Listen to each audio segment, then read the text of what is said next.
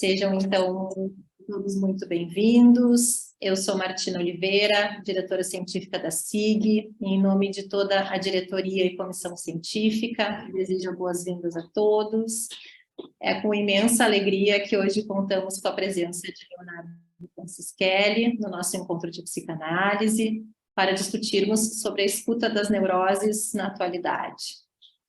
Francischelli é psicanalista, membro do Corpo de Coordenadores e Supervisores da Formação da SIG, e como gosta de ser apresentado, um analista em formação.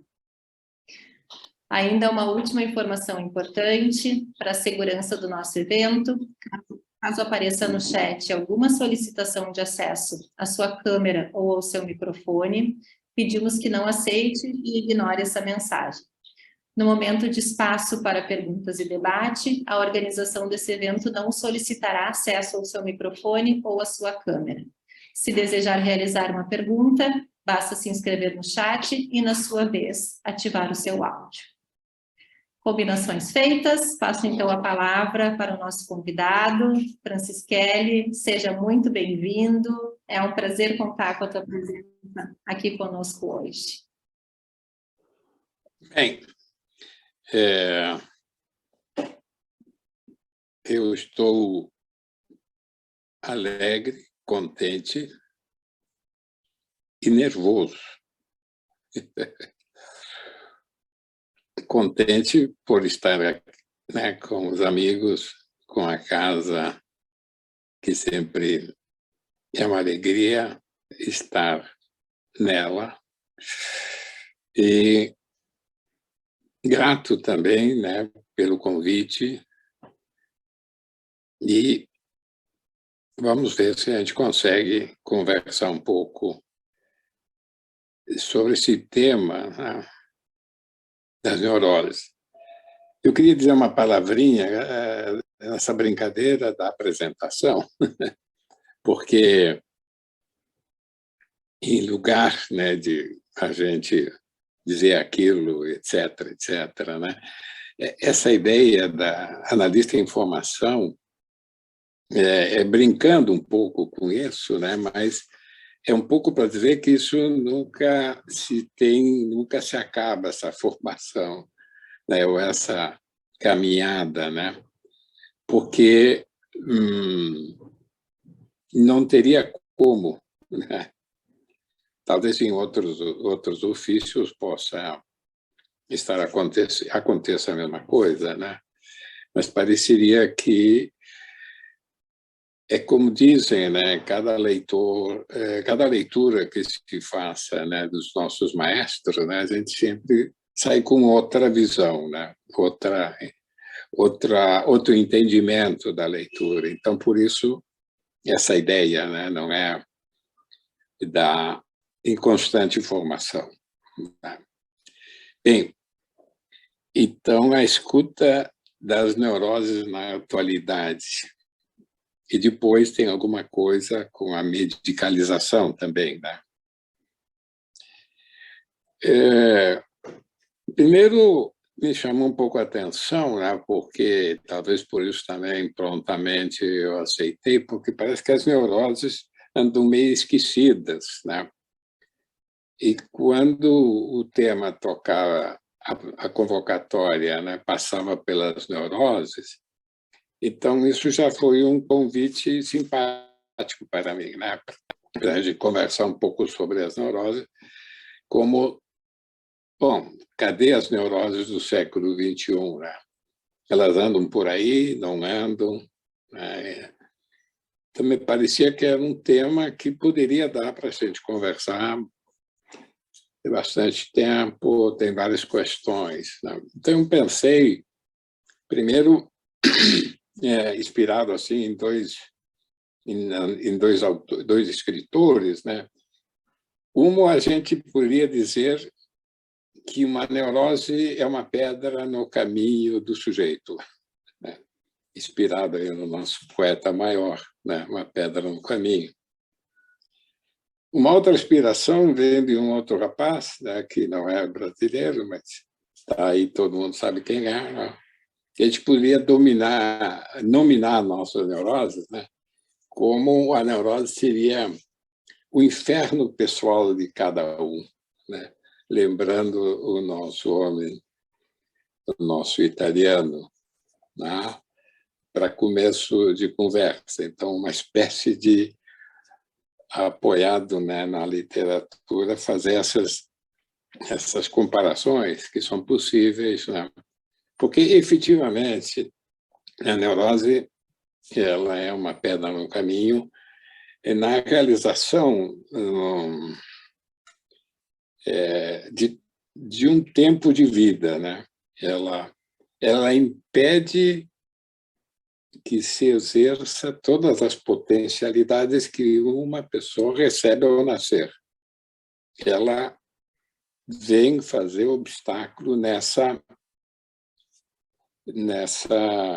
nesse desenvolvimento, né? Como que não permite fazer a vida como ela é, né?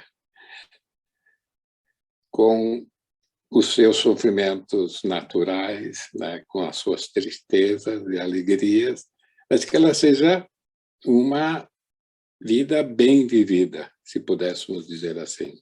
Elas fazem obstáculos, sim, a isso que está, digamos, no DNA de quando se nasce. Olha, é para se viver, né, com todas as suas potencialidades, né? Então nesse sentido, é um tema que nos convoca sempre. Por outro lado, né, também o tema das neuroses, né, é o tema pelo qual a psicanálise começa, né? Ela é o ponto inicial, digamos, né, da construção da psicanálise, poderíamos dizer assim, né? Então, aqui nós estaríamos, né, homenageando, de alguma maneira, a Ana Oh, né, que é um caso de 1982, 83, por aí, né? Então, isso tem uma longa história, né?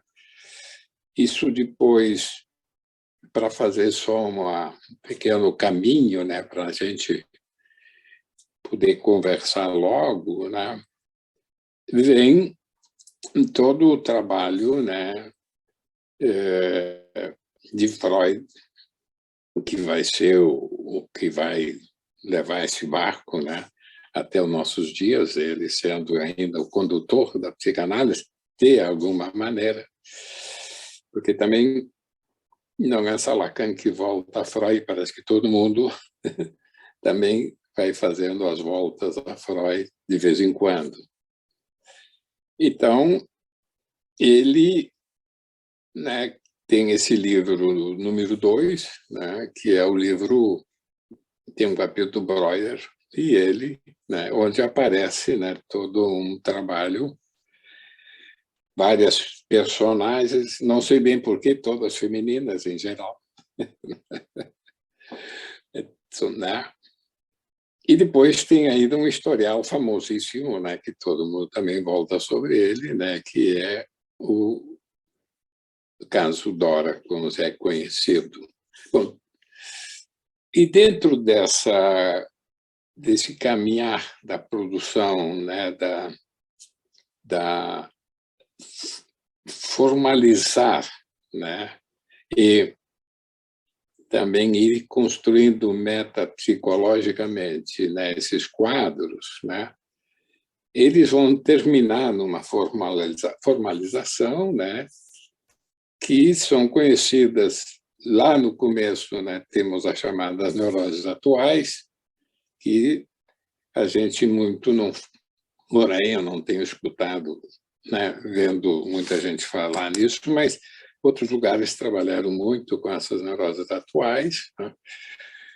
São aquelas que não têm, como chamam alguns, o fator psíquico, né? Então, é uma neurose de angústia, né? Tem a hipocondria, que logo ele vai retirar dessa categoria, né? E tem a neurastenia também. nestas que têm um efeito psíquico, por chamar de alguma maneira, estariam englobadas em as neuroses chamadas histéricas ou histérica, neurose obsessiva e fobias, neurose fóbica. Cada uma delas tem o seu historial. Em Freud, nós já citamos, basicamente, né? A outra tem o Homem dos Ratos, né? Que é um outro historial, né? Creio que todos conhecem, seguramente, né? E depois temos o chamado na neurose fóbica, né? Que vem representada aí pelo pequeno Hans, né? Onde, na verdade, né, quem trabalha é o pai do Hans, né, e o Freud. Estão fazendo essa pequena revisão, né, nessas 3 categorias de neuroses, né, e depois pensá-las se hoje elas estão presentes, né, se nós ainda trabalhamos com essas categorias, né. Mas antes, uma pequena passagem, então, de como seriam que elas se constituem, essas neuroses, né? Nós aí teríamos que, talvez, evocar o trabalho do trauma, né? E teríamos que pensar também na pulsão, né? Que a própria pulsão já é uma questão traumática, né? Para o psíquico, né? E, a partir daí, né, tem uma busca de prazer, né? E tem um eu que vai se opondo, né, vai estabelecendo, né? E nós precisamos, então, dos chamados, numa linguagem, dos mecanismos de defesa, ou numa linguagem um pouco mais apurada, né, de uma metapsicologia, e que, basicamente, o mecanismo aqui seria a Verdrängung, né, que é o recalque. Né, o recalque que vai se opor, né, àquilo, né, que o pulsional, o traumático pulsional estaria solicitando, né? Então, nós teríamos uma palavra geral, a sexualidade, que produz por esse trauma, naturalmente, né? Depois, se for o caso, a gente pode abrir um pouco mais da questão traumática. E esse processo de negativização, que seria a Verdrängung, para estabelecer, então, esses quadros psicopatológicos. Depois se fala também, né, se escuta falar de neurose narcisista, só para fazer uma referência, mas não é o campo, mas Freud, em algum momento, falou em neurose narcisistas, né? E também estas neuroses que eu acabo de falar, ele chamou de neuroses transferenciais, porque seriam capazes de fazer transferências, né? As narcisistas é um interrogado no próprio Freud, e as atuais também, talvez, careceriam dessa, vou chamar, capacidade de gerar transferência. Depois, né, a gente poderia também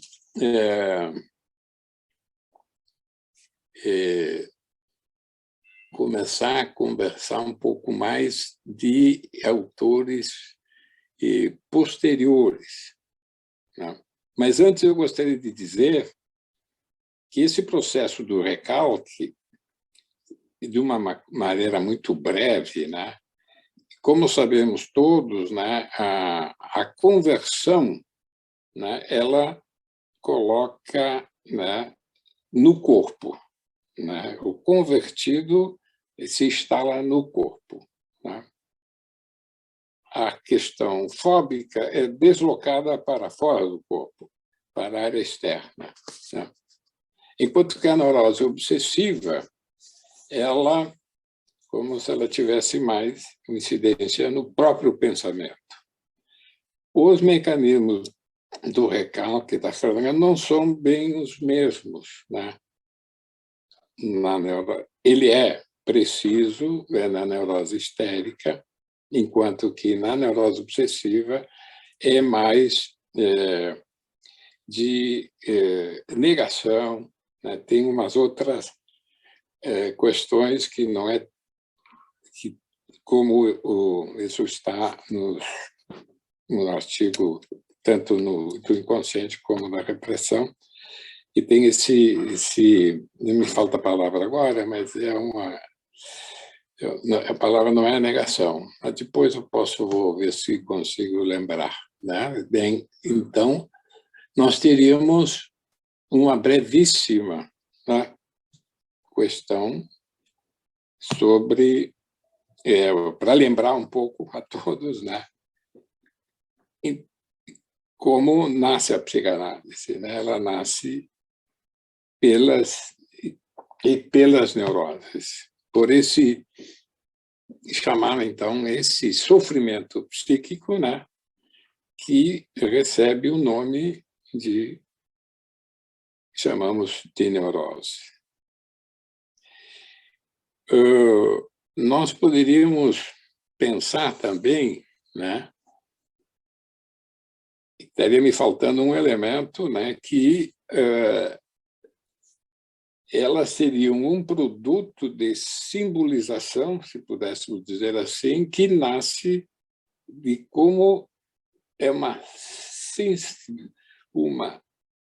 simbolização que nasce do processo da castração.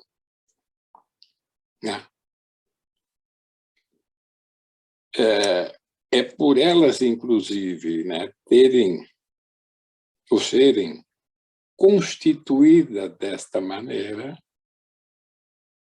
e por apresentarem capacidade transferencial, é que elas sempre foram, né, as preferidas da psicanálise, porque como elas estão estruturadas e como elas estão organizadas com essa faculdade de, sem dificuldade, gerar transferências, elas, então, foram as bem abençoadas, né, da psicanálise. A questão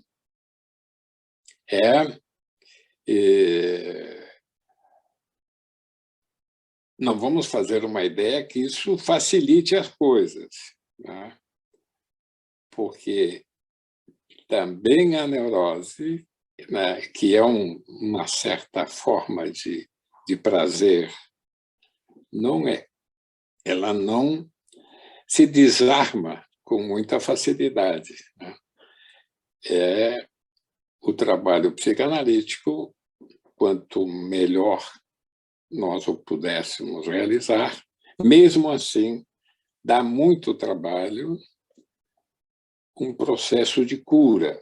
A gente, quando começa a trabalhar, pensa que a gente vai fazer uma cura assim, 100%, né?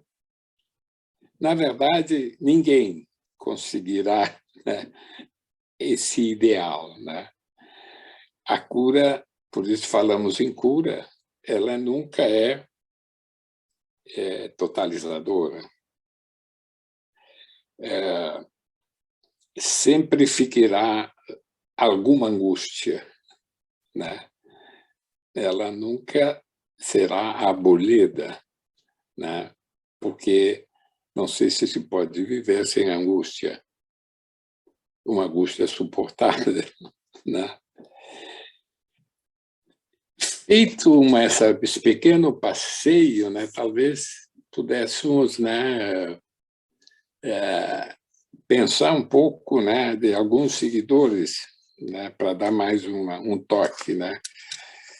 Eu vou falar alguma coisa desde, talvez, de Lacan um pouquinho mais, mas também não houve muito só colocar algumas definições, né, que nascem desse autor, né? E, por exemplo, né, chamar que a neurose histérica é uma maneira de manter.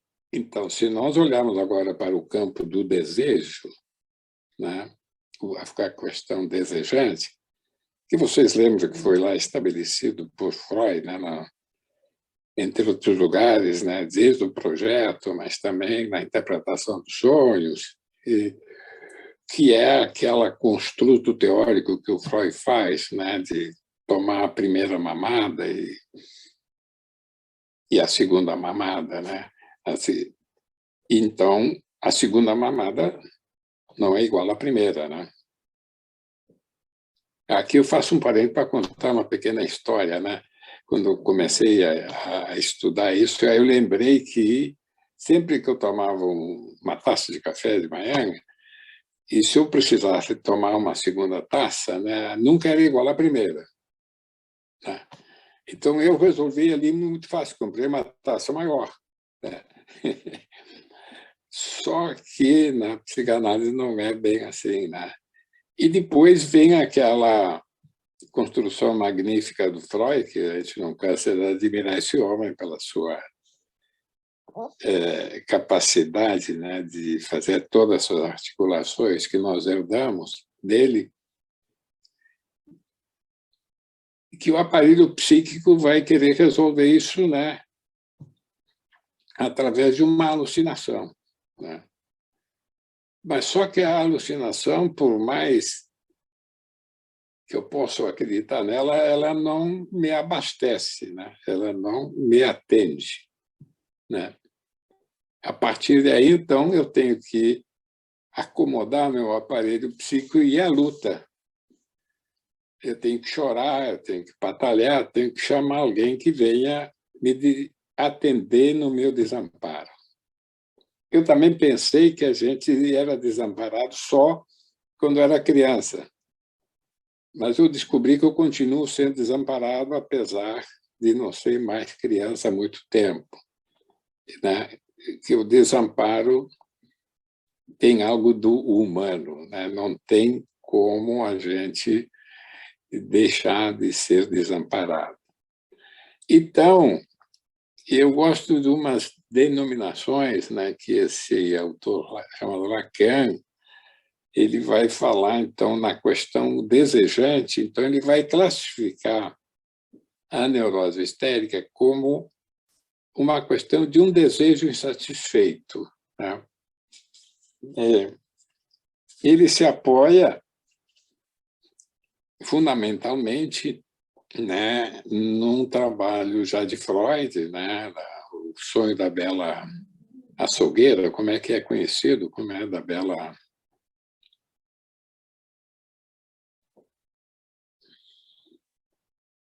Bom, agora me sai assim da bela açougueira, né, que ela trabalha o sonho e é uma discussão com o próprio Freud, né, se era ou não para manter se todo sonho era uma realização de desejo. Então, desculpa, EMA, não é isso? É o caso da EMA? Não é a EMA. Não, a EMA é do trauma. Essa é a bela açougueira, não, da bela... Não é o sonho do salmão defumado? Salmão defumado, esse aí. Eu chamo de bela açougueira por um cacuete, mas é salmão defumado. Está correto, então? Ficou claro agora? Obrigado pela ajuda, Cici. E obrigado pela pergunta, porque assim conseguimos estabelecer. Então, essa... Eu acho que é a bela açougueira. Como? Eu acho que está certo. A gente pensa, fala também a bela açougueira, e é o caso do salmão. Não sei se não é o mesmo. Tá? A gente pode É que viver o da isso. Bela Açougueira é outro sonho. No caso do desejo continuar insatisfeito, é o salmão defumado. É que ela vai comprar salmão defumado, né? Exato. Tá É certo. que tem É dois isso. sonhos, né? Tem dois sonhos, tá certo. Tá bem? Ok. Vamos participando, então. Depois nós temos o desejo impossível da neurose obsessiva, e que é esse desejo de querer pagar essa dívida simbólica, né? É um pagamento de uma dívida simbólica. E vejam, né, que o historial, né, a história clínica do nosso amigo o Homem dos Ratos é realmente querer pagar uma dívida, né? Mas é muito somero isso que eu estou dizendo. E dizem que na neurose fóbica, que depois o universo lacaniano vai discutir, né, se deveria a neurose fóbica permanecer no campo das neuroses, eles retiram um pouco, né, a mão parece que é o que retira do campo da neurose, a neurose fóbica. Seria um desejo impedido, né? Isso seria, quanto ao campo desejante, né? Esse aporte lacaniano e com bom, um outro personagem que eu estou citando, meu irmão, mas também é do campo lacaniano, né? E outra definição interessante, que me parece que vem do campo lacaniano, que está na função e campo da palavra, aí é o Lacan mesmo que escreve, né, que ele vai dizer que hieróglifos, os hieróglifos, aquele do Chapolião, como era, né, pertenceria ao campo histérico, não? Enquanto que os brasões, que falando, então, os brasões deve ser alguma coisa ligada à nobreza, né, pertenceria à neurose fóbica, né? E a questão dos labirintos estaria mais propício às neuroses obsessivas. Com isso, né, nós estaríamos, né, falando de dois autores dizendo muito someramente algumas questões no campo das neuroses. Eu gostaria de voltar um pouquinho para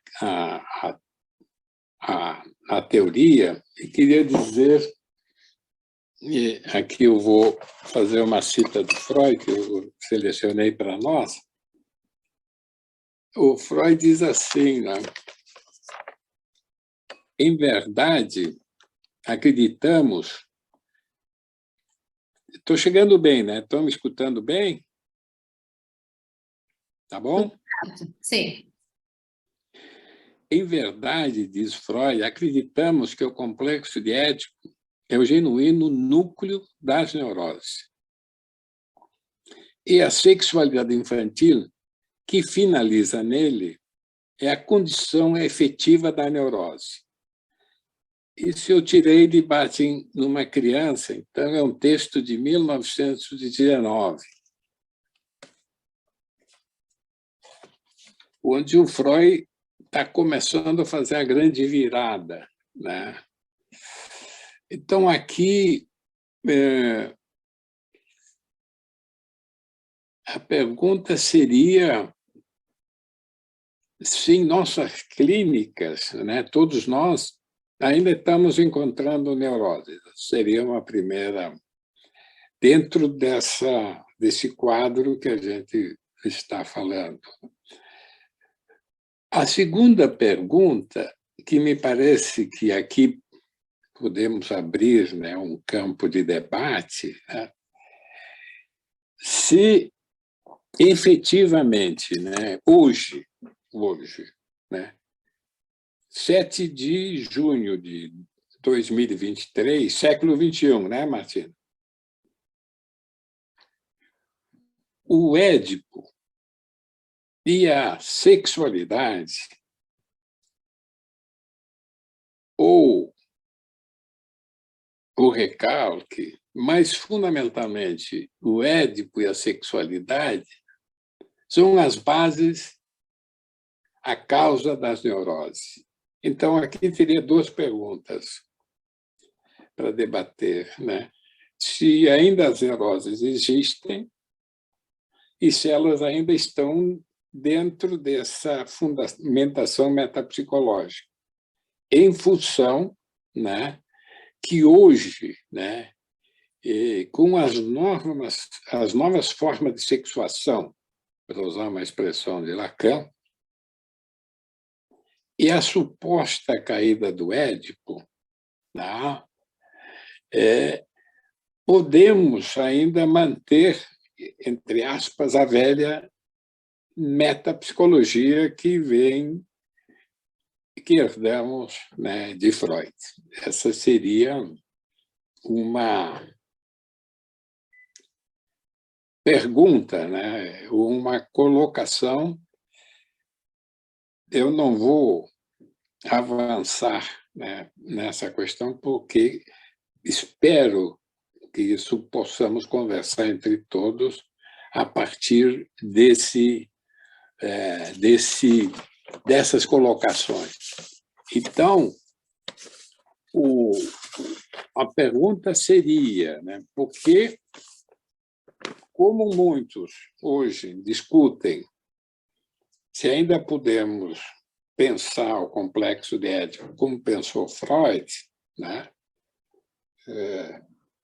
usando, né, tanto escritores gregos, né, dos primeiros tempos, né, como Shakespeare também, ou ele caiu um pouco, já não tem mais essa potência, né, que ele poderia ter, porque o mal-estar que nós estamos vivendo hoje não é um mal-estar, né, nem do Freud ou nem de Lacan, ou de outros autores, o Winnicott, Bion, etc.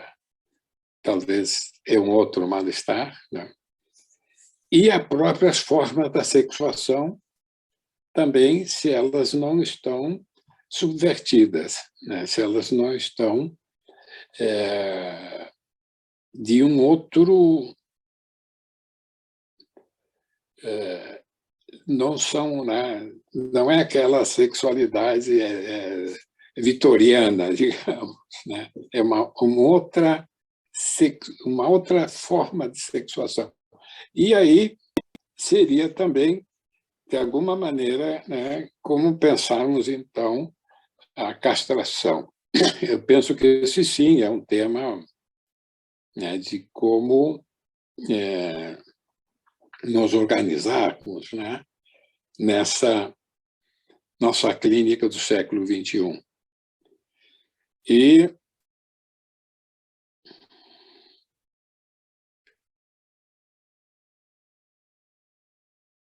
outra questão, né, que me parece sumamente importante é como, então, recebermos, né, alguém que vem até a nossa sala de análise, né, para nos falar de um sofrimento. Eu sei que a questão diagnóstica é uma questão discutível, né, porque eu posso mudar meu diagnóstico quase num processo de uma sessão só, mas o diagnóstico sempre é uma referência, em todo caso, né? Penso que não se deve, né, ser muito duros, né, com esse diagnóstico, mas como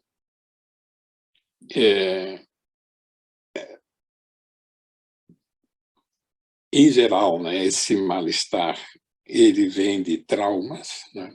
Mas se a sexualidade é um fator traumático, e hoje, qual é, então, se a forma da sexuação do homem no século XXI ela ainda é regida pelas mesmas metapsicologias? Isso eu deixo um pouco em aberto, porque eu quero eu já estou com bastante tempo, né?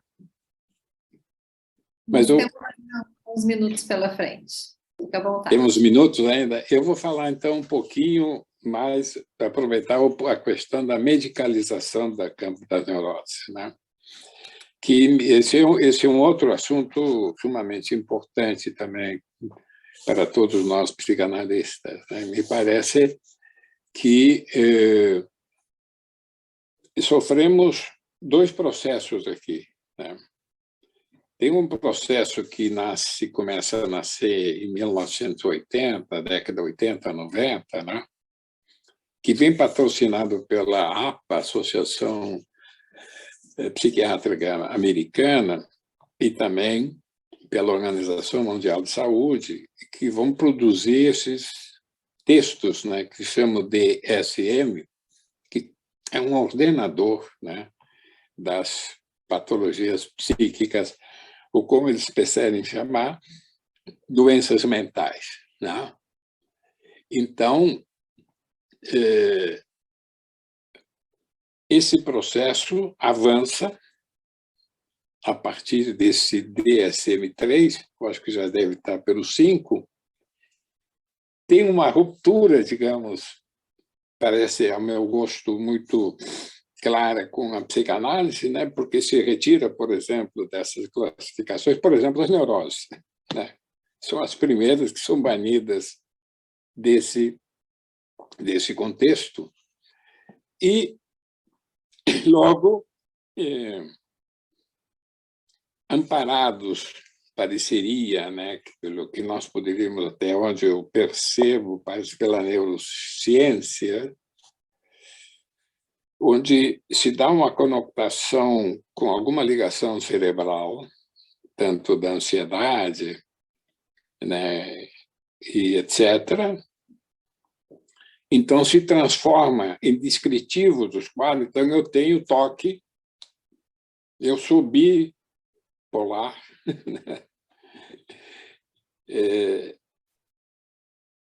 eu tenho uma depressão, e isso é medicalizado. Então, são doenças do cérebro, de alguma maneira, produzidas e são medicalizados, né? Dominantemente, hoje seriam... porque também nessa década tem uma modificação dos antidepressivos tricíclicos, né, que passam por outras composições farmacológicas, né, são os novos antidepressivos.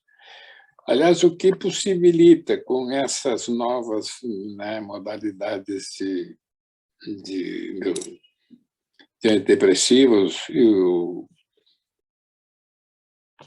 outros que resolvem o problema do insônio, da ansiedade, né?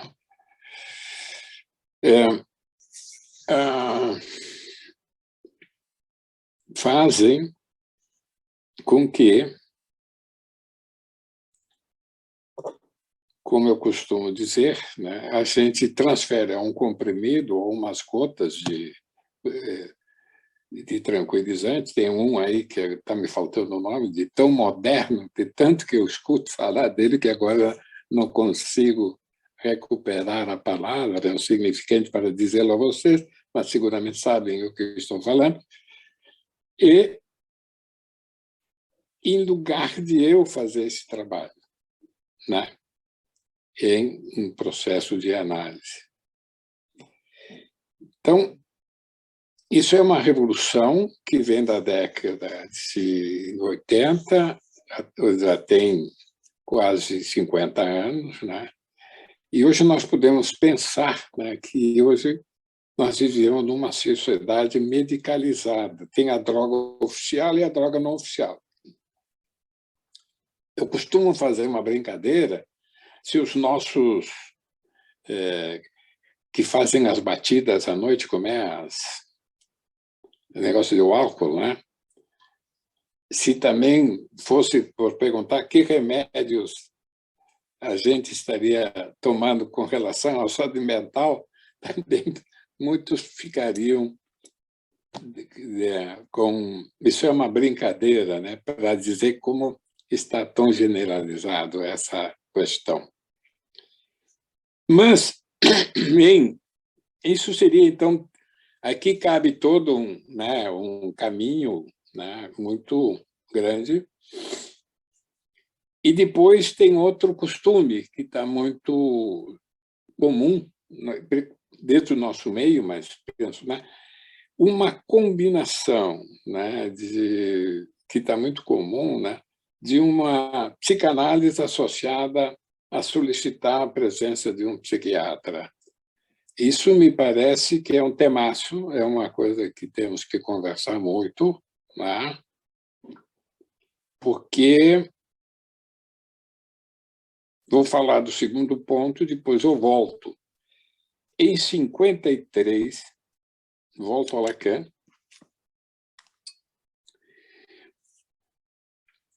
tem uma questão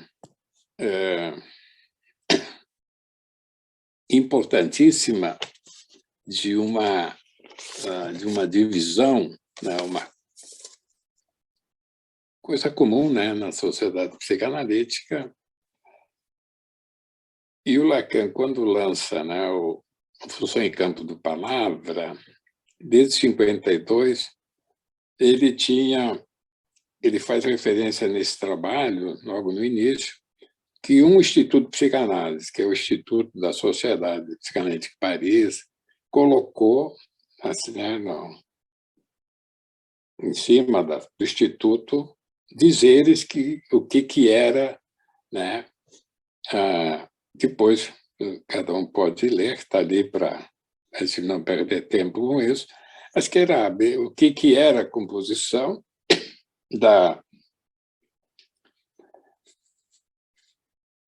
do que o Instituto iria tratar, né? Então, Lacan lança exatamente essa Função em Campo para discutir essa questão e que ele, então, traz o simbólico, o imaginário simbólico e o real como para discutir, né, com essa outra orientação que vai apoiar-se mais, né,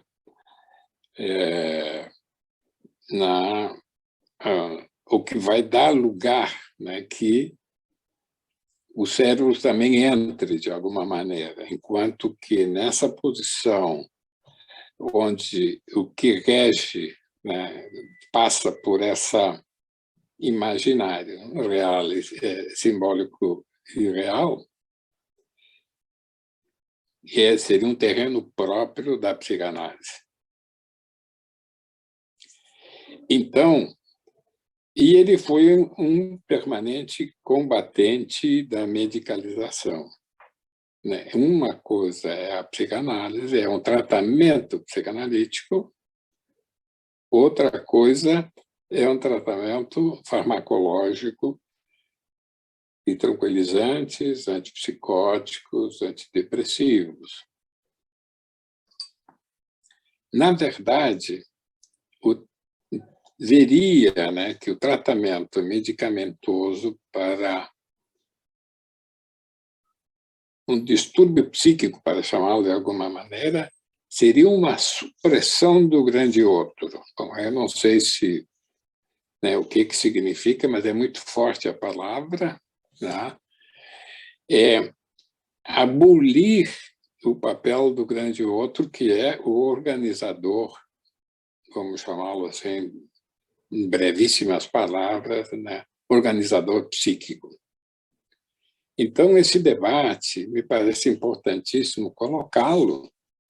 Não é para dizer, não é para colocar esse é bom, aquele é ruim, esse serve, aquele não serve.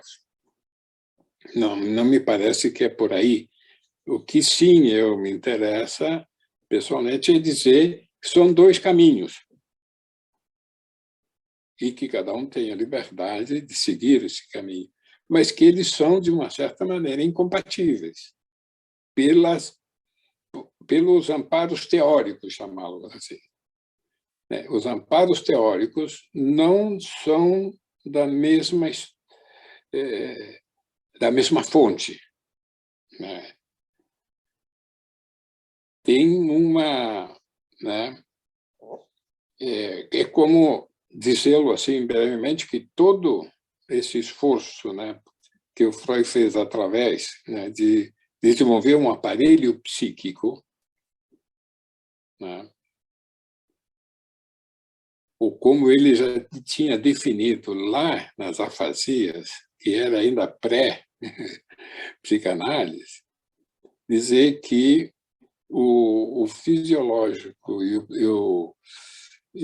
são processos, e o psíquico são processos concomitantes, mas independentes. Eles têm um entrelaçamento, né? E que só pensando, né, em serotonina, dopamina, etc., é um caminho, né? É um tipo de orientação. E outra é pensar, né, em eu, supereu, id, né, sujeito, recalque e assim por diante. Então, são propostas diferentes. Então, às vezes, né, a gente tem essa tentação porque eu penso que não estou dando conta frente a um sofrimento de um analisante, ou alguém que venha à minha sala de análise. Por que o meu instrumento, né, por que o meu instrumento não é eficaz? Por que eu faço essa leitura que o meu instrumento... Então, tem alguma coisa com a minha convicção do meu instrumento.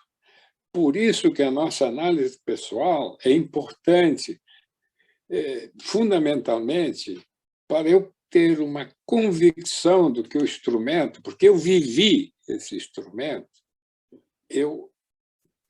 numa sala de análise, eu resolvi problemas fundamentais, né, para aquilo que nós dizíamos no início, né, de fazer das potencialidades materialidades, realizações pessoais, para eu morrer feliz. É muito difícil isso, de morrer feliz e contente. Bom, então, é mais ou menos isso que eu pensei. Eu quero deixar tempo, porque me parece que tem muitos temas polêmicos, né? Então, porque quando eu mando alguém, recebo alguém como psicanalista, eu mando alguém consultar com um psiquiatra, eu tenho que pensar muito nesse ato, por que eu estou fazendo isso? Eu estou dizendo para o meu futuro analisante que o meu instrumento não serve. Ou eu perco, né? Ele vai me perguntar, mas esse cara está me mandando para outro por quê? Aí diz assim, mas ele falou em suicídio. Olha, gente, isso é um tema bonito também, o suicídio, etc., etc., né? Porque depois de andar por essa estrada longa, muito tempo, e fazendo caminhada, o suicida, não sei bem, um suicida convicto, se a gente consegue segurar. Isso não é um limite, né? E talvez quem possa segurar mais seja a psicanálise. Bom, mas aí é um voto de confiança meu. Então, eu paro por aqui, porque eu acho que já falei demais até, porque o que interessa é que vocês possam brigar comigo, eu brigar com vocês, brigar com amor, né? Ótimo, Francisquelli, te agradeço as provocações e as contribuições iniciais para que a gente possa, então, fazer uma boa conversa e, nesse sentido, então, está aberto para que a gente possa discutir, conversar, trocar ideias, debater. Temos até às 13 horas para trabalharmos juntos, então peço que quem quiser e desejar trazer alguma contribuição, que se inscreva no chat, ou levante a sua mão, como o Almerindo está fazendo agora, que consigo vê-lo, para que possamos, então, iniciar a nossa conversa. Almerindo, então, te passo a palavra, que levantasse a mão, por favor. Ok, obrigado. Alberindo, Diga, Alberindo, comece Diga. com música. Ah, o Francis Kelly nunca esqueceu uma festa na SIG, onde eu toquei violão e a gente cantou. O Francis Kelly nunca esqueceu, sempre. Não sei se a Bárbara se lembra, com certeza, assiste também. Que a Magda Está na já hora de pediu. repetir, então, porque eu quero ficar sabendo disso. Isso foi no século passado, a gente tocava violão e cantava, o Francis Kelly nunca Não esqueceu. importa. Agora deve estar melhor. Bom, eu fiquei muito feliz, Francisquele, de saber que tu ia vir e poder conversar de novo contigo. Faz muitos anos que a gente não conversa. O Francisquele foi meu supervisor também no século passado, né, Francisquele? Então, Para com isso, para com isso, século passado, vão nos expulsar. eu fiquei muito feliz de poder falar com o Francisquele de novo. Gostaria de ser presente, tenho sugerido o híbrido, né? Eu acho que a SIG está providenciando o modo híbrido, mas vamos por aqui sem perfume e a gente vai falando. Essa conversa de século entre nós dois, ela tem que ver também com tudo que tu falaste no seguinte sentido, né? A psicanálise emerge no século XIX como um tratamento médico. Quer dizer, dentro do campo da medicina, o Freud trabalhando como neurologista, enfrentando as neuroses histéricas, ele inventa um tratamento médico. E toda a luta dele é para dizer que esse tratamento é um tratamento médico, não é um charlatanismo, né? Por isso que ele escreve uma psicologia para neurologistas, o projeto, aonde toda a psicanálise está empacotada ali. É muito impressionante a gente ler o projeto, porque parece que ali é um pacotinho, né, condensado de psicanálise, e ele foi desembrulhando aquele pacote. Então, a psicanálise nasce como um tratamento médico inventado por um médico para doenças médicas, que inclusive ele é o primeiro a descrever. Ele é o primeiro cientista a descrever a neurose de angústia, a neurose de ansiedade e a neurose obsessiva. Então, ele nasce descrevendo quadros clínicos e formando um tratamento médico para esses quadros. Entre o século XIX e o século XX, eu quero colocar aqui um outro autor que eu achei uma contribuição muito linda e que assim você vai gostar de eu falar, que é o seguinte: no século XIX, a psicanálise é um tratamento médico, e nos anos 90, o Joel Birman escreve um livrinho que só o título já vale, que se chama Por uma Estilística da Existência, onde ele passa a questionar, né, se o estatuto da psicanálise como um tratamento médico ele ainda vale hoje, podemos dizer agora hoje, né, ou se o projeto psicanalítico é a indagação a respeito de uma ética e uma estética da existência. Quer dizer, será que que no tempo do Freud, né, o tratamento de uma condição médica, a psicanálise era isso. Mas será que hoje a gente pode dizer isso? Está adequado a gente dizer isso 120 anos depois? Né? E aí deixo para a nossa discussão essa ideia do Birman, que está baseada em Lacan, né? O só do Birman, baseado em Lacan, pensar o projeto da psicanálise como indagação a respeito da ética e da estética da existência, indagar a estilística da existência. Entra toda a questão então, da identidade, da sexuação, enfim, das potencialidades, como tu falaste, as potencialidades de realização do sujeito, colocado nisso que o Joel Birman chamou uma estilística da existência. Então, agradeço muito, Francisquele, ter podido falar contigo, ter podido te ver, e deixo essa ideia. Bom que estamos vivos, né? Muito obrigada, Almerindo. Francisquele, tu preferes que a gente circule um pouco a palavra? Temos outros inscritos ou gostaria de... Se tiver outros inscritos, sim, porque eu faria uma discussão, né, que a ênfase que o Almerindo dá, né, que era um tratamento médico, né, eu penso que eu não chegaria até o Joel, né, que o Joel também é nosso maestro, né, um maestro brasileiro da mais alta categoria, né? Nós estudamos aí com ele na SIGA, alguns lembrarão, né? Mas ele é um grande criador, né, criativo da psicanálise brasileira. Sem chegar nele, eu diria, né, que o Freud, já com o projeto Almerindo, mas isso é uma discussão muito grande, né, ele vai rompendo com o modelo médico, né? Claro, ele vai rompendo porque ele vai entendendo, né, que já quando ele cria o aparelho psíquico, eu penso que ele faz uma ruptura com a medicina. Eu acho que ele segue, digamos, o ABC da medicina, mas faz um rompimento quando ele cria o aparelho psíquico. Mas isso é uma discussão muito grande. Eu acho que o que o Joel diz, uma estética do sofrimento, uma ética, né? Isso é sumamente importante, né? Não dá para discordar dele. Ok? Mas eu acho que a parte inicial teria uma discussão para fazer contigo que tem uma ruptura, tanto que, né, hoje já não é mais uma época que teve, né, que só médicos poderiam aceder à psicanálise, né? Inclusive a própria essa realidade, estamos retando filósofos, sociólogos, etc., psicólogos, médicos, né? Até alguns lugares, até engenheiros. Né? Mas os engenheiros são bons porque eles vêm com uma boa matemática, e o Lacan procurou matemizar a matemática, então ele aprende mais Lacan com uma facilidade que a gente. Segue adiante. Mas ele precisava apresentar a psicanálise como um tratamento médico, ele precisava... Sim, para dar seriedade. Eu entendo. Defender a psicanálise como tratamento. É isso que eu falo. Não que fosse, sim, mas ele bem. precisava apresentar dessa maneira. Não sei se nós ainda precisamos. Bem, entendo isso, sim.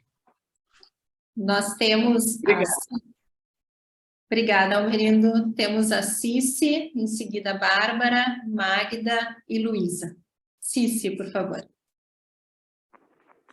Obrigada pela tua fala, Francisquele, muito instigante. Eu queria destacar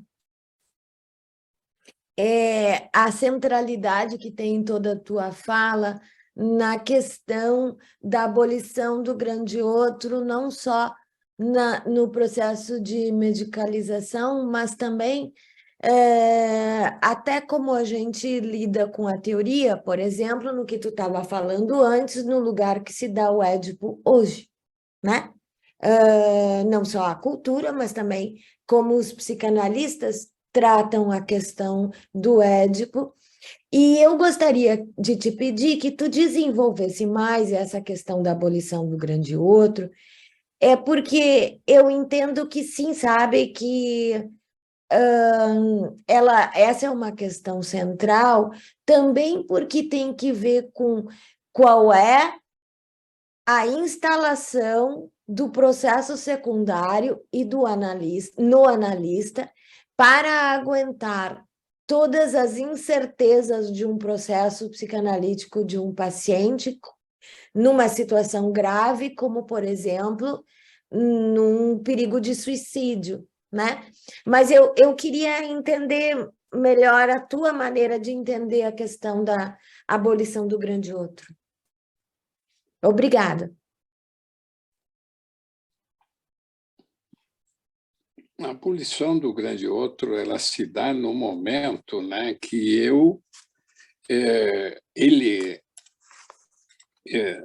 como é que eu posso te dizer, né, que eu dei um comprimido que vai mexer, né, na dopamina, serotonina, etc.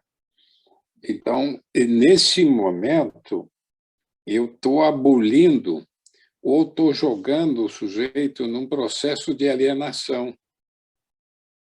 Talvez pelo caminho da alienação a gente possa, né? A alienação é quando a minha, não no sentido marxista, né, mas no sentido psicanalítico, Bom, se toma a palavra dali, é um processo da cultura também em movimento, que o sujeito, se ele padece, né, tem um sofrimento psíquico, ele tem uma questão de não ter feito uma boa resolução frente se nós seguimos com o complexo de Édipo e a castração, né, ele não ter feito uma boa resolução.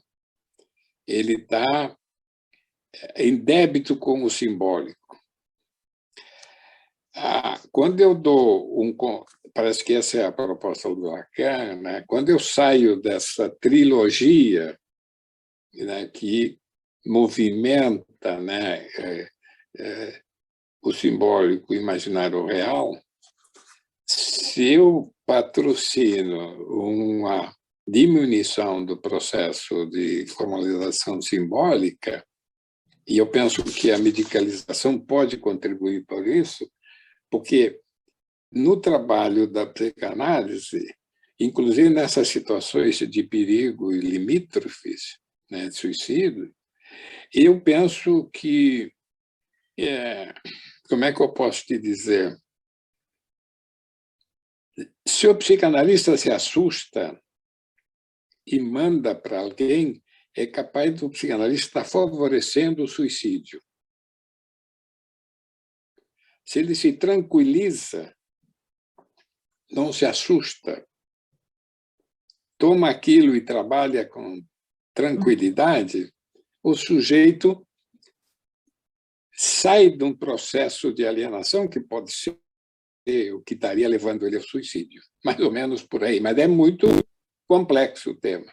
Não sei se eu consigo me aproximar um pouco da tua questão, porque ela é fundamental nessas questões, na nossa prática. E, hoje em dia, parece, né, é um mal-estar que eu quero destacar do nosso tempo, está mais difícil para ser psicanalista. Eu acho que sempre foi difícil, mas agora está mais difícil, eu diria. Não se assustem, jovens, insistam e brigam, mas está mais difícil, porque agora essa medicalização também é para melhorar a performance, para dormir, para etc, etc. Né? Tem remédio para tudo. Né? Então, me parece que o psicanalista do século XXI está mais difícil para a gente trabalhar. Mas eu creio que é o único instrumento para o século XXI de criar subjetividades e a psicanálise, nesse momento. O que nós oferecemos hoje é que um sujeito faça um break na sua vida e se dedique 50 a 45 minutos a pensar nele. Pensar nele e que está nele a solução dos problemas e não está numa proposta divina, etc, etc. Porque, senão, a gente, em vez de voltar a fazer SIG, bota uma igreja aí no lugar da SIG, fazer uma proposta de uma vida melhor na outra vida, uma brincadeira até de mau gosto, eu acho. Muito obrigada. Cifre, gostaria de responder? Obrigada. Eu acho que está por aí, Cici. Eu acho. É que eu acho que isso que tu diz é muito importante, isso, né, da tranquilidade do psicanalista, é que eu acho que isso tem que ver com o processo secundário no analista e o quanto isso está instalado para ele aguentar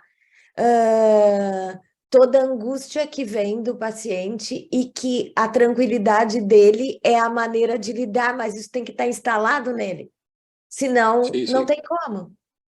Sim, senão não precisa estar... por isso que eu digo, esse que é um ponto, né, que também tem análise pessoal, tem a supervisão, tem o seminário, tem a briga da instituição, né, as brigas da instituição, mas como tu chegar a esse convencimento, né, que aí que tu está no exercício dessa ideia da atenção, porque a atenção flutuante, tu tem que estar livre. Né? Se tu não estiver livre, ou secundário, como tu fala, não tem saída. Né? Algo por aí, né? Sim. Obrigada. Obrigada, Francisquele. Bárbara?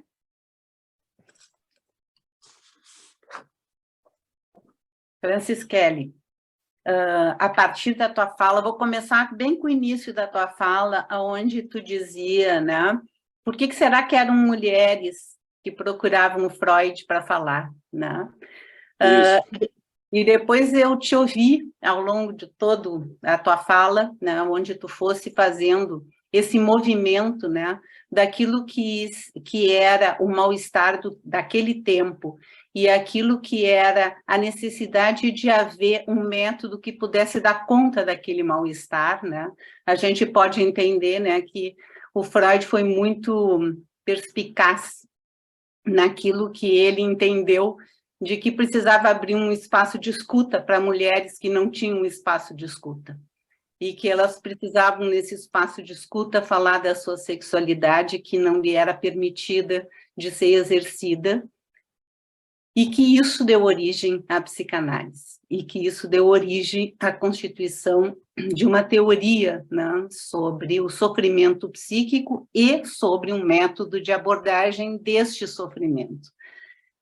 E aí, te ouvindo até chegar nos dias de hoje, eu fiquei pensando, né, como que, hoje em dia, o que precisamos, de alguma forma, e que é um desafio a nós, é exatamente reatualizar isso no nosso tempo, com aquilo que é o sofrimento que ouvimos hoje dos nossos pacientes. Então, eu acho muito pertinente, né, isso que tu fala da questão do desvio para a medicalização, ou para qualquer coisa, né, que pareça, digamos assim, de outra ordem, né, que não aquela que faz com que a gente tenha que pensar sobre o sofrimento da gente, então que venha como um apelo, quer da medicação, quer de uma crença, enfim. Mas, enfim, aquilo que eu estou querendo chegar, né,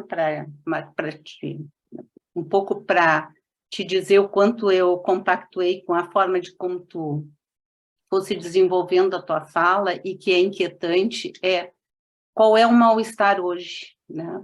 É como que a gente tem, hoje em dia, tantos mal-estares, né? Porque naquele tempo era a sexualidade, e isso não é mais nem menos, mas era daquele tempo.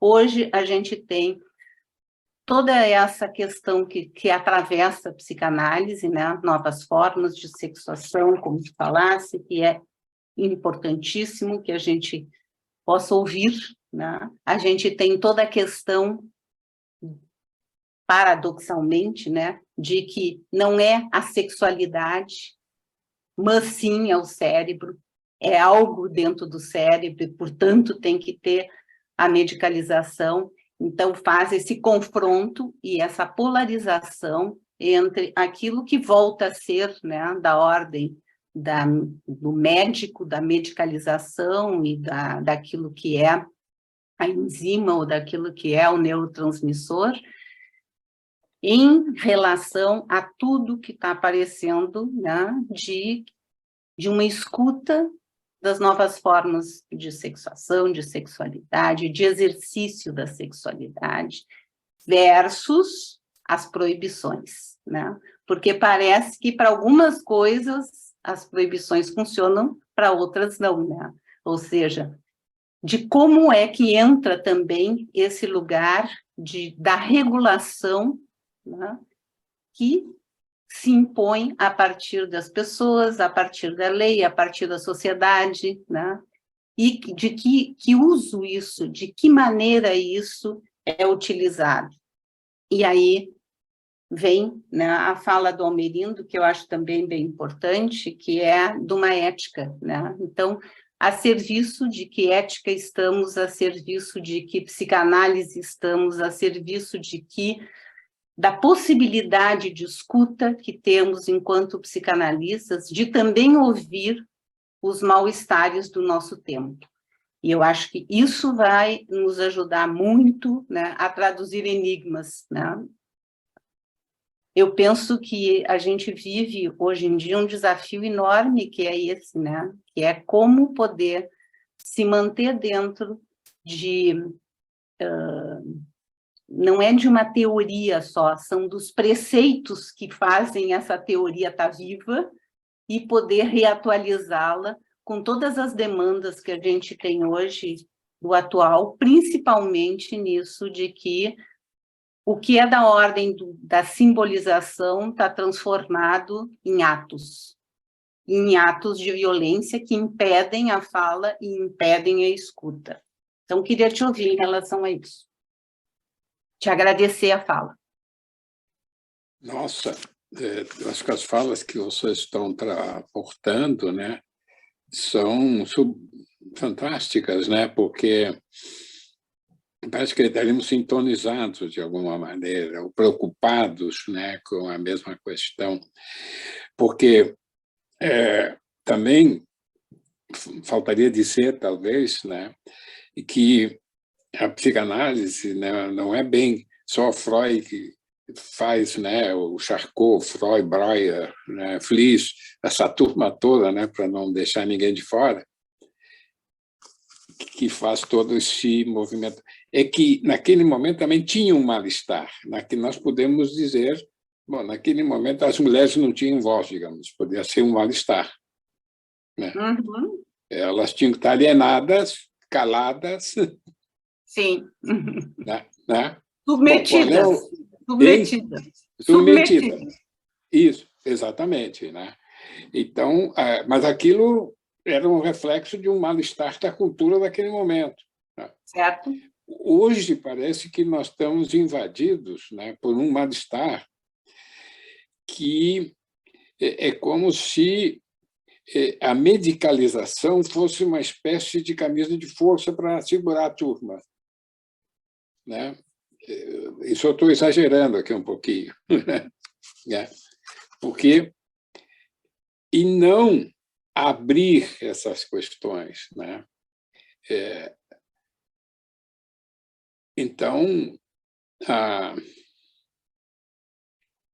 eu acho que o primeiro ponto é nós situar bem onde é que está o mal-estar. Né? Porque a medicalização vem trabalhar nesse mal-estar também. Né? E como é que só que ela trabalha numa maneira que nos parece que a nossa proposta é contrária. Né? É desalienar, né, o sujeito, não aliená-lo cada vez mais. Né? Por exemplo, tem os autores que dizem assim, não é a problemática social, porque às vezes eu me pergunto, né, de cada evento político que nós temos na nossa América, de 500 anos, parece que cada vez aumenta mais os descapacitados, que eu falo econômica, e etc, etc. Por que só cresce esse lado né?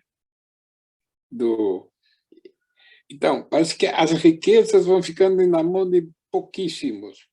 Bom, esse é um mal-estar, porque quando a medicalização se propõe a medicalizar o indivíduo e o seu cérebro, e não que ele está sofrendo pelos processos sociais que ele está inserido, bom, isso é para a gente pensar, porque então ele é responsável, né? E o social não teria nenhuma responsabilidade. Mas eu, como psicanalista, posso proceder da mesma maneira, quase. Né? E como fazer essas conexões. Que esse sofrimento advém porque tu não pode falar, tu não pode expressar a tua orientação sexual, tu não pode isso, né? Como é que eu faço? Ou, como se diz assim, eu escutei numa sociedade de psicanálise, há pouco tempo, nas questões políticas aqui do Brasil, né, o tumulto das eleições, o tumulto do país, que dizia um psicanalista que é colega da gente, que triste seria para um analisante saber a posição política do Francis Kelly. Né? E eu digo, mas não é possível que eu estou escutando isso. Mas é possível, porque eu estava escutando. Eu não estava alucinando. Então, dentro dos nossos próprios estabelecimentos de formação, né, está havendo uma questão dessa natureza, que alguém que trilhou o mesmo caminho que eu jamais formularia desta maneira, né? Mas um outro formalizou desta maneira. Então, tem um processo aí, né, de...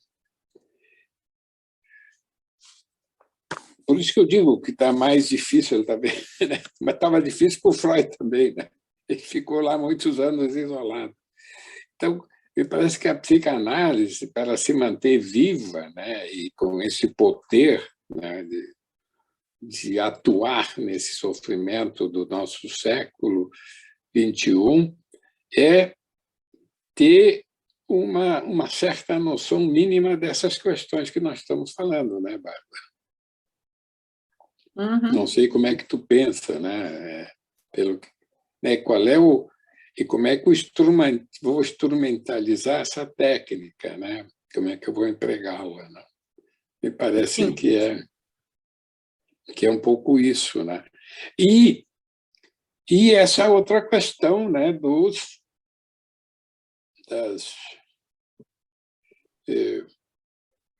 como é que né, esses que querem, né, afastar. Eu acho que ainda se nasce de um pai, de uma mãe, e tem um amamentar, e tem isso, né? Então, eu vou destituir o ético, assim, não mais? Ou essas ligações, né, que o bebê faz, etc., né, esses tempos todos, eu posso abolir isso? Eu penso que de qualquer maneira, a maternagem e a paternidade hoje são iguais, são exercidas iguais, como dos meus avós, né? Penso que não. Penso que está mudado. Né? Então, tem que continuar pensando e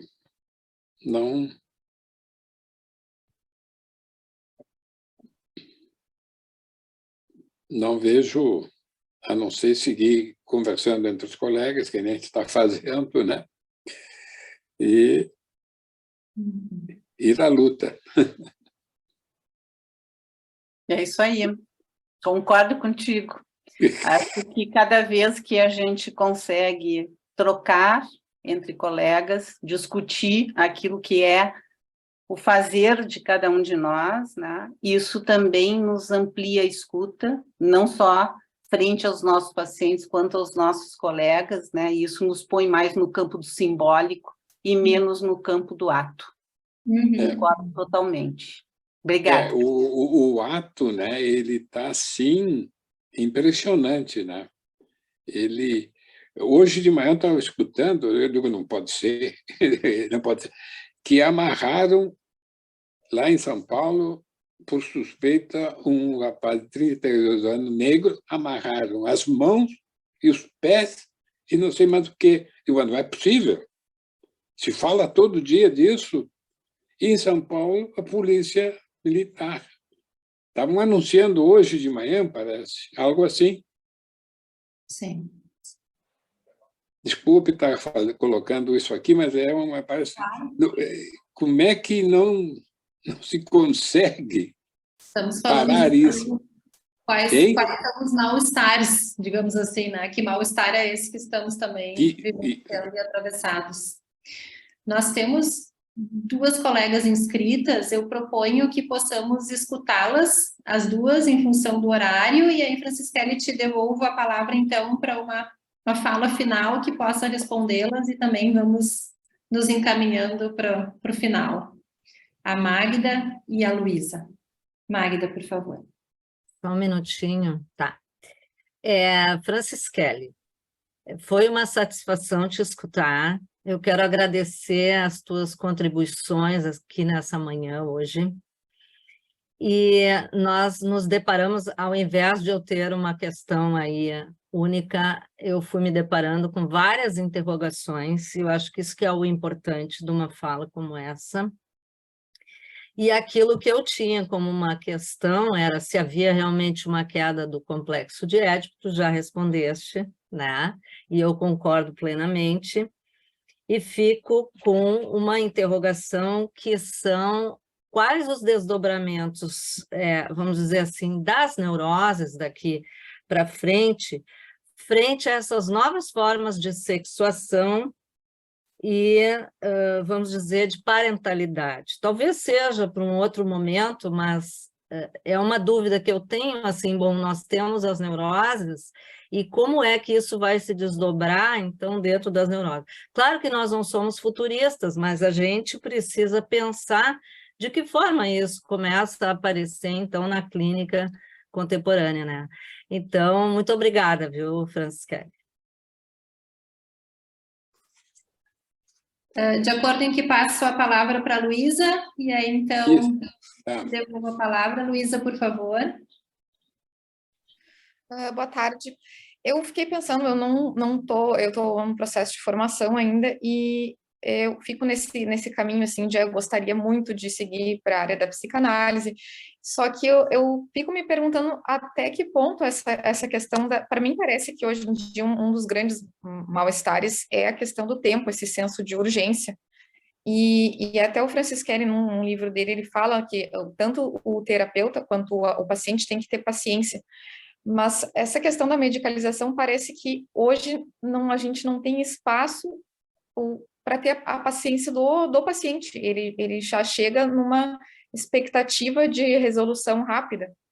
E então, como talvez, espero, futura profissional, eu fico me perguntando como é que eu vou lidar com isso, com essa expectativa de uma resolução tão rápida, porque é muita possibilidade que a gente tem hoje. Tem um remédio, tem outras terapias, enfim, e a psicanálise acaba ficando num campo, parece que está caindo. É uma discussão que eu sempre vejo em texto de 2000 e poucos, de 2000 e pouquinhos, 2010, e sempre parece a mesma coisa, que a psicanálise está, vamos dizer, eu não vou dizer morrendo, mas ficou num campo assim de uma coisa cara e demorada, vamos dizer. Eu não encaro assim, obviamente, mas ela acaba ficando nesse estigma, né? Então, como é que a gente vai trabalhar isso daqui para frente? Porque me preocupa muito, né? Olha, Luísa, tu tem razão, eu estou de acordo contigo. Eu gostei até da palavra estigma, né? É uma palavra forte também. Olha, é para fazer uma fala no que tu trazes, porque